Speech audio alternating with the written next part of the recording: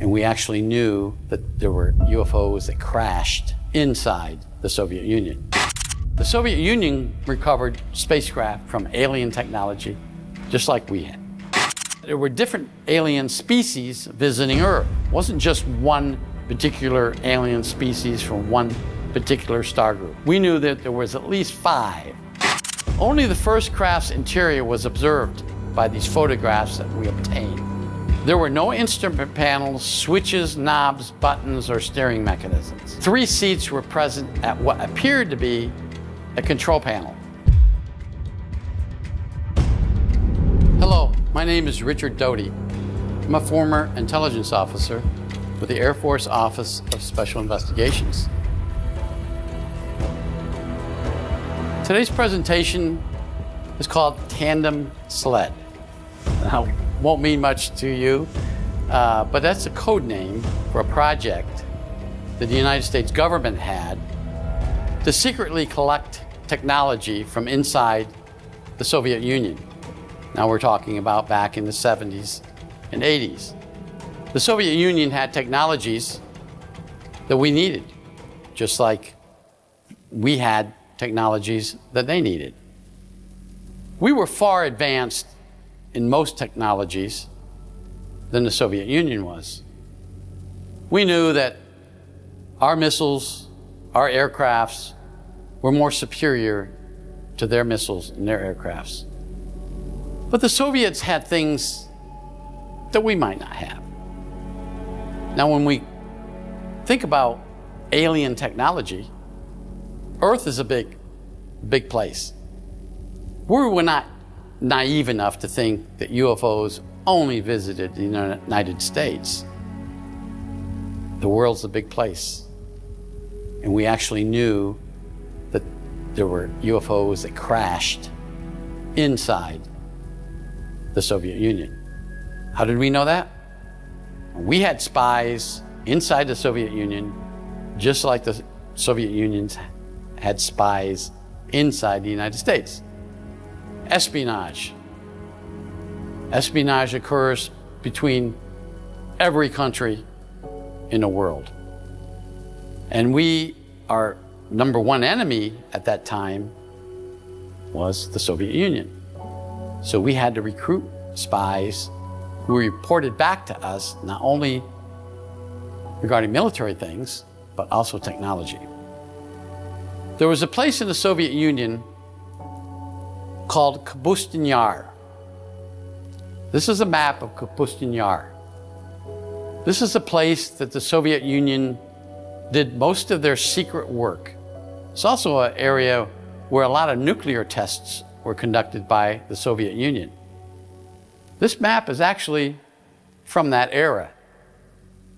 It shows places that the Soviet Union conducted tests, places where they stored highly classified materials, and also where they stored recovered extraterrestrial crafts. That's right, you heard me right. The Soviet Union recovered spacecraft from alien technology, just like we had. The Soviet Union had their own Roswell.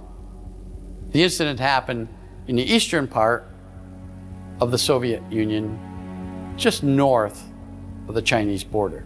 They had their Roswell. They collected debris, collected a craft, and even alien bodies. This was a highly secured location back in those days, but our satellites could see it from the air. And, of course, we had agents that were recruited that could get inside Kapustin Yar or actually worked inside Kapustin Yar, who were reporting back to us. But there was actually an operation that occurred to get a team inside there that was quite elaborate, still highly classified, because it discloses sources and methods. And I'm not going to talk about how we did it or who was involved in the team, but it was successful. We actually got a team of people in there to examine the craft.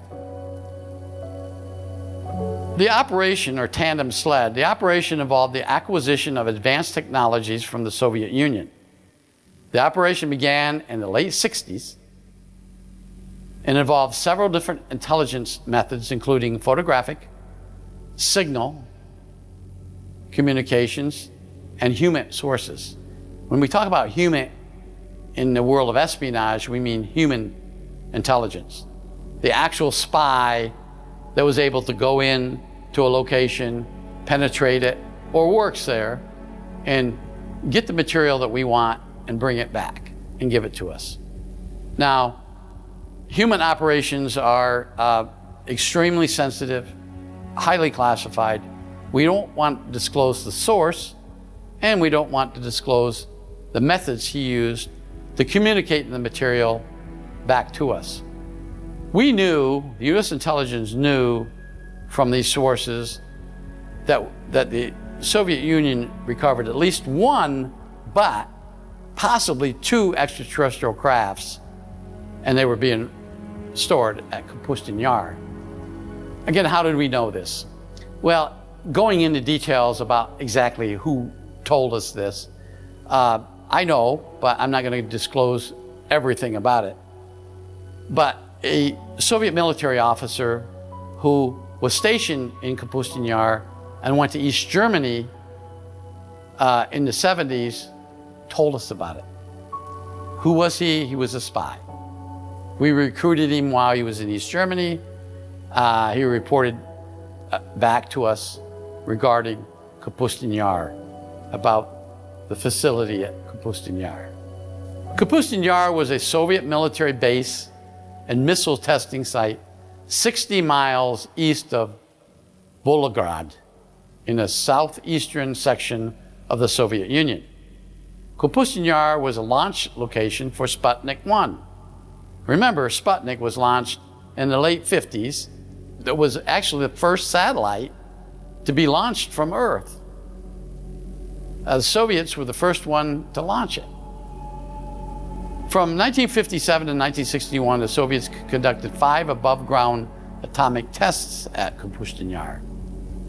Area 12 and Area 102 contain a vast area of underground facilities for storing and analyzing technology. We know the areas of Kapustin Yar because our agents were there. Not only our agents, but a special team of people went in there. And again, that's all I'm going to say about it. Soviet scientists and military personnel were restricted to the base. Support for the area was received from a town 25 miles away named Neminsk. Neminsk was a community where some of the scientists lived, but they couldn't tell anybody what they were doing out at Kapustin Yar. From 1970 to 1985, numerous U.S. intelligence operations were conducted at Kapustin Yar in the effort to obtain evidence of the captured spacecrafts in the Soviets' possession. Now, we knew they were there. We knew the Soviets had them someplace, and we figured they were there, and our agents confirmed everything that we wanted to know. These operations involved human sources penetrating the secret base. U.S. intelligence recruited agents who either obtained jobs at or near the base, or other agents were recruited from the Soviet military. The man that started this all, as I said earlier, was a Soviet military officer in East Germany who had worked previously at Kapustin Yar. There were a lot of underground facilities at Kapustin Yar that were storing highly classified materials that the Soviets considered highly classified. We needed to get inside these facilities to look at these extraterrestrial crafts and see what kind of technologies that these particular alien crafts had that we didn't have. Now, we had, during this time period, extraterrestrial crafts, the Roswell craft in 1947, that craft that crashed there, and the one similar to, almost identical actually, to the Roswell crash that we found in 1949 in Pelona Peak. Now, these were alien crafts. Of course, we learned a lot about the alien craft from Roswell the crash site by EBA-1, we had in captivity until 1952, we had other alien crafts that crashed in and around the Southwest, Utah, Nevada, and Arizona. We wanted to determine whether these crafts that the Soviets had were identical to the ones that we had or entirely different. Now we knew then, in the 70s, when we were conducting these operations and even into the 80s, that there were different alien species visiting Earth. It wasn't just one particular alien species from one particular star group. We knew that there was at least 5. The Defense Intelligence Agency classified 5 different alien species that were visiting Earth. And they actually gave them names, such as the hepaloids, quataloids, the tranthaloids. I don't know why they named them that, but they named them. They were all different species, all came from different star systems, meaning different planets, and all had their own technologies. Not each of the crafts were the same. They had different propulsion systems, different energy systems, and totally different technologies. And even the ETs themselves were biologically different from each other. So we wanted to know, is there a possibility that the Soviets had a craft from some other star group that we didn't know about? So we mounted this intelligence operation, codenamed Tandem Sled, to send in agents, collect intelligence whichever way we could, voice intercepts, signal intelligence, and try to find out what they had. The cover and clandestine penetrations of the base allowed U.S. intelligence to obtain key knowledge of the spacecrafts being held by the Soviets. So the operation was successful. Our agents were able to get out the information that we wanted. Not only did the agents get out and tell our operatives inside and outside the Soviet Union what was at Kapustin Yar, they were able to smuggle out manuals talking about exactly what these alien crafts were, what the Soviets thought of these crafts, the analysis that the Soviets were doing on these crafts compared to what they had in their technology. The operation recovered 36 photographs of both crafts. So now we know there were 2 crafts that the Soviets had in their possession.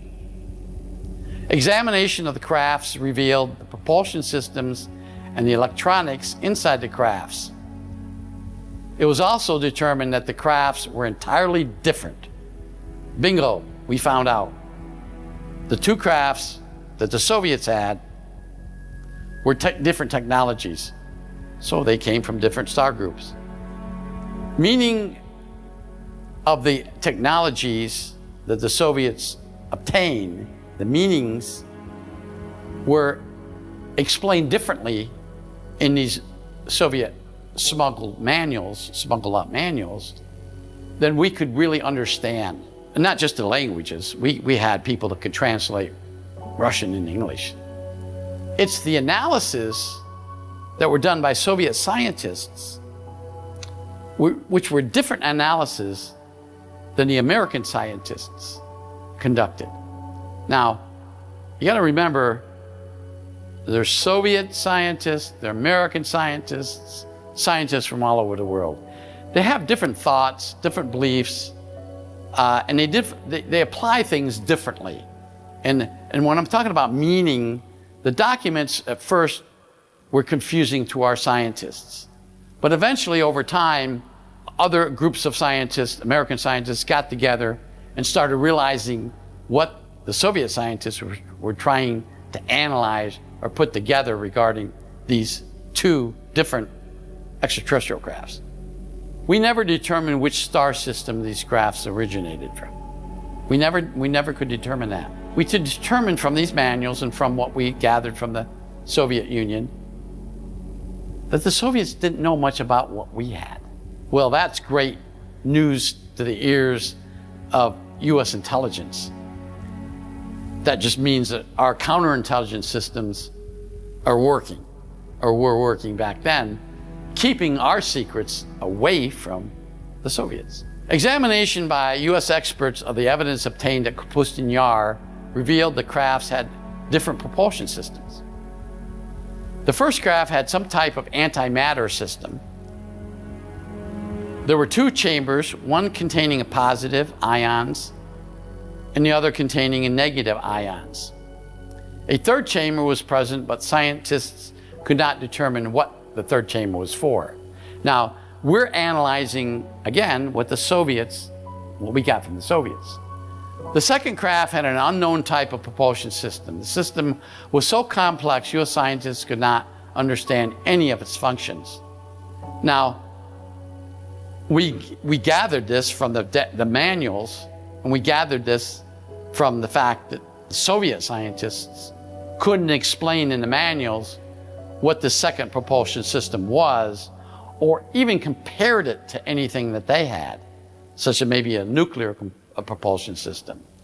Again, this is in the 70s and 80s, and the technology, the world technology, hadn't advanced enough to understand alien technology much.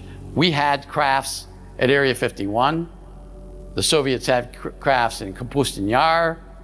And I'm sure that there were other countries, such as China, that had crafts in their secret locations trying to analyze it. The second craft had a magnetic metal ring on the bottom of the craft. It was believed that the ring moved when the propulsion system was activated. However, scientists could not understand the function of the ring. Only the first craft's interior was observed by these photographs that we obtained. There were no instrument panels, switches, knobs, buttons, or steering mechanisms. 3 seats were present at what appeared to be a control panel. Handprints were embedded into the panel. Large viewing monitors were above the control panel. That sounds like the cockpit. That sounds like the control area for this alien craft. Again, we only observed interior of one craft. Immediately, our scientists took this information and compared it to what we knew or what we had at Area 51. Lo and behold, the second craft was the same. It was one of the crafts, similar to one of the crafts we recovered near Kingman, Arizona in the early 1950s. So now we know that one of the crafts was similar to what we had, but the other craft wasn't, although we didn't know a lot about that craft. These crafts were piloted by ETs placing their hands in these embedded panels and probably controlling it maybe with their minds. The interior of the craft was small. There were no rooms, portals, or storage bins in the craft. The sitting area did not contain a metal bar that would have held the pilots in place during travel. Now that's interesting right there. These crafts can, we think, defy gravity. How do they work? How does that interior cockpit or control area keep the aliens or the ETs from being harmed by the movement of the gravity? I mean, certainly our pilots can't fly an aircraft 700 miles an hour and stop on a dime. It would kill the pilots. But these crafts can do it. How's that work?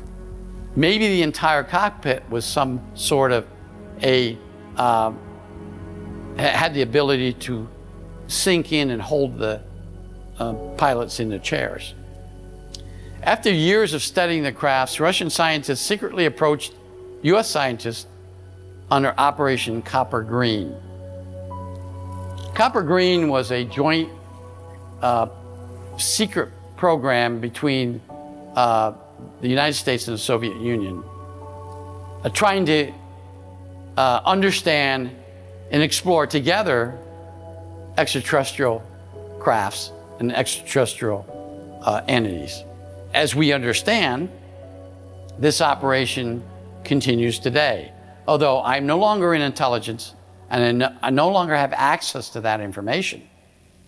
But other people who are inside intelligence, who are talking to the outside people, such as myself, tell us that, yeah, copper green is still in existence today. The scientists from Russia now and the United States are pooling their knowledge and resources together, trying to understand alien technology. They have the crafts. As we understand now, today, the Russians are allowing US scientists to travel to Kapustin Yar or wherever the Russian government has these crafts today and study the technology. Now that, of course, means that we are bringing Russian scientists from Kapustin Yar to the United States and probably Area 51 to share technology. Is that good or bad? The government doesn't think it is, obviously. I'm sure the Russians coming in to Area 51 are closely monitored.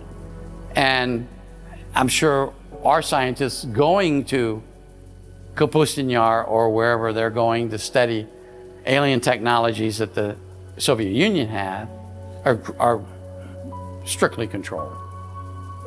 But at least they're sharing this.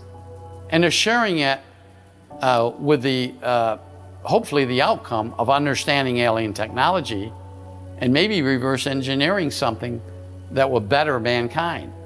Now, we have to worry about what the Russians are going to do with this, whether they're going to use this technology as military, and of course, they're probably worrying about what we're going to do with this technology. But this presentation was to explain what we did as the United States government back in the 60s, 70s, and 80s to obtain technologies from alien crafts that the Soviet Union had. How we were going to use that technology to understand the alien technology that we had and determine whether the Russians had something that we didn't have. I hope you enjoyed this presentation. Until next time, I'm Richard Doty. Thank you.